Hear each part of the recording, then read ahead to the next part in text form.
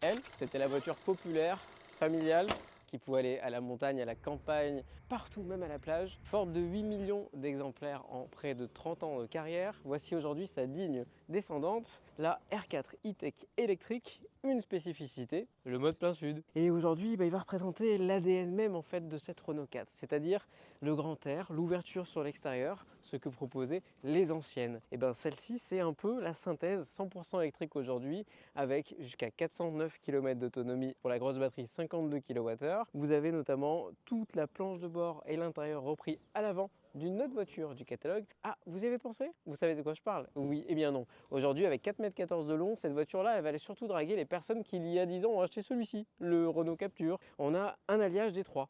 Une Renault 5, un véhicule 100% électrique et un design chic, moderne et branché, sans oublier le fun et l'outdoor. Pour ceux qui trouvent que la nouvelle Renault 4 ressemble à un SUV, eh bien c'est pas tout à fait faux, car une Renault 4 devait savoir passer partout. Celle-ci conserve ses caractéristiques avec 18 cm de garde au sol, mais surtout un nouveau visage. Le Renault 4, regardez, c'est un bandeau tout du long. On va retrouver des artifices ensuite avec des passages de roues, des bas de caisse qui donneront une allure robuste, qui pourra se transformer en compact pour la famille 4,14 m. Je le rappelle, un coffre de 420 litres qui est assez pratique, qui pourra être motorisé selon les finitions avec un double fond de 40 litres, selon lequel, si vous êtes un peu mélomane et audiophile, il faudra y renoncer car le système Harman Kardon s'insérera à cet endroit. Mais Renault a pensé à vous et proposera un câble de recharge qui pourra s'insérer dans un petit filet. Bon, moi je vais aller chercher mes patates sur la recharge.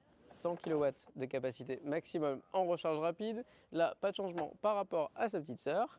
Et surtout, vous allez retrouver les fonctionnalités V2L. C'est bien pratique pour pouvoir éventuellement, si vous êtes artisan ou commerçant, travailler avec votre petit établi juste ici ou votre machine à café pour aller servir votre client à l'intérieur de ce véhicule. Et vous allez remarquer que si l'avant n'est pas très intéressant car il ressemble peu ou prou à la Renault 5, l'arrière et le coffre cachent bien des surprises. Cette voiture sera plus accueillante, une position de conduite légèrement surélevée par rapport à la Renault 5 pour les occupants arrière, ce qui n'est pas pour me déplaire car j'ai une vision périphérique de la route. On va retrouver aussi des petites poches aumônières, mais également des prises USB-C. Au rang des déceptions, on n'aura toujours pas d'accoudoir central. Et ça, franchement, je ne sais que faire de mes coudes. C'est dommage. Des déceptions, il y en a une autre. Mais vous auriez pu faire un effort sur ça quand même. Et j'allais oublier, on a des bacs de porte. Ça paraît tout con, mais dans la Renault 5, il n'y en a pas. Elle vous rappelle pas des souvenirs? Peut-être en première voiture et qui ont peut-être même passé leur permis dessus. Bon, au final, est-ce que cette Renault 4 est recommandable? Irrationnel et rationnel à la fois. Irrationnel par son prix, par sa qualité de caméra de recul dégueulasse, faut le dire, et rationnel par une autonomie intéressante. Regardez ce design pour aborder et abonder les quartiers chics. Alors à un tarif qui restera élevé. C'est le goût de l'exclusivité, comme pour la Renault 5, d'avoir des véhicules un peu décorrélés du marché.